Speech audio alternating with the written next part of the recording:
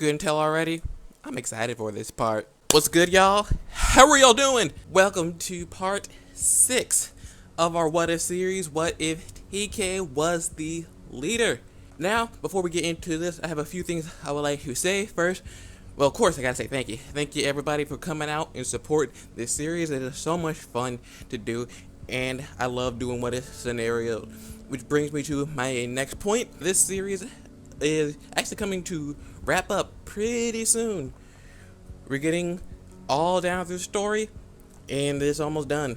So, if you would like to suggest any what if scenarios that you would like to see play out, or you would like to see me play out your scenario, please leave them in the comments down below, and I'll definitely take them into consideration. The second thing is, some of you guys might have noticed or might know that I have started streaming on Twitch. I've been doing Digimon Masters Online. I'm going to keep on doing that, and I would just like to invite you guys to come on out. I'm gonna start doing them every day around 5 p.m. and I invite you guys to actually not only come and watch, but you can also join as well. I play in the Beelzemon server, so if you guys want to come out and join, the link will be on the screen and in the description down below. So you can come on out and enjoy some high octane, chill Digimon Masters Online content. Come on out to the stream and enjoy yourself. Let's get back to today's programming. So if you're amped, hyped, turned for today's episode, squad up on that like button, help support the series, help support the channel, all that good stuff. Help us reach our goal of 3,000 subscribers. Once you reach 3,000 subscribers, we'll have a 3,000 subscriber live stream Q&A here on YouTube, so you'll have a chance. So it'll be convenient for y'all. You have a chance to get to know me. I get to know y'all. We'll have a good old time. Squad goals. Now, if you're ready, let's get into it. Here's where we left off. Thanks to the miracle that is Serafimon, Blackrock Greymon has been defeated once and for all. This should be a joyous occasion for our team. A massive threat has been vanquished, most of the Destiny Stones are still intact, and the digital world is a bit safer. But TK is anything but happy. Kari and Cody took a closer look and noticed that he had tears rolling down his face. Naturally, Kari wanted to console her best friend, so she asked what was wrong. TK turned to all of them with a look mixed with unrelenting fury and despair. Day in and day out, it was the same thing. It was a never-ending cycle of senseless violence, pain, and loss. Whether somebody was a friend or a foe, there was always a sacrifice that did not need to happen.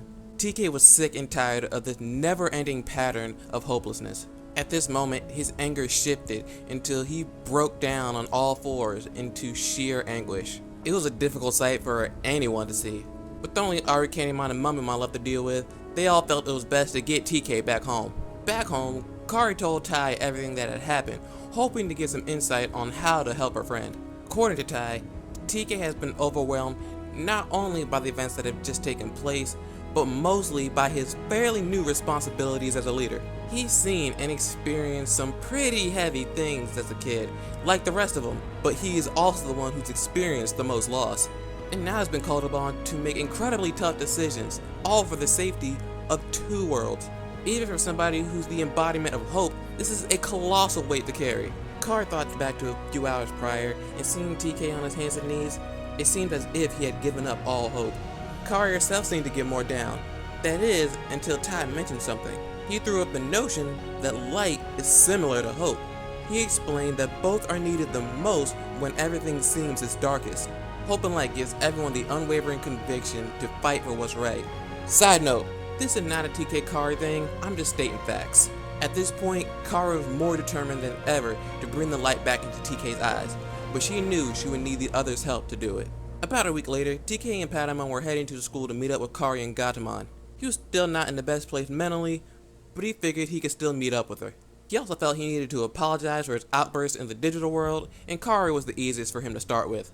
As he neared the computer lab, he saw Kari standing outside the door. Before he could finish saying hello, she silently gestured for him to open it. He was a bit confused, but he did so anyway, and nearly fell back by surprise upon seeing Davis's face. Hesitantly, Davis began telling TK how his leadership caused him to stop and think about what's most important in his life, protecting his friends. Before he could turn any more red, Davis stepped back and Yoli was next. To her, TK had more often than not been the most considerate person she's ever known, putting the needs of others before his own, something that inspired her to do the same. Next up was young Cody, who just needed a little bit of nudging from Upamon. From the beginning, Cody has looked up to TK. It was this admiration that influenced him to learn more about him as well as the digital world. Last in line was Ken. While it was Davis who initially saw the goodness in Ken, it was TK who not only called him out on his actions, but gave him the chance to help restore what was lost. It was TK who got him to remember the kind person he used to be. When everyone had finished, Kari stepped into the room to say her bit. They have known each other the longest, and no matter what, TK has always managed to bring her back from any sort of danger, whether it was external or internal. When it came to his best friend, he has never given up hope, and now he shouldn't give up hope on himself or the world. She told him that now it was her turn to bring him back into the light. TK was utterly speechless now. Everyone felt so highly of him, regardless of his faults. He looked down towards the floor for what seemed like an eternity, before bursting into a fit of laughter. The others weren't expecting this reaction, and Davis was ready to fight. TK wiped away a tear and thanked them all. Their words truly resonated within him, and his laughter was his way of showing them that he's no longer bound by despair. His friends haven't given up on him, and he won't give up on them. This time around, his resolve is stronger than ever, just in time to take care of Arukenimon and Mummymon. But this is where we stop this week. Thoughts? Now, TK realizes that at times, sacrifices must be made for the greater good, but that doesn't mean that he should abandon all hope.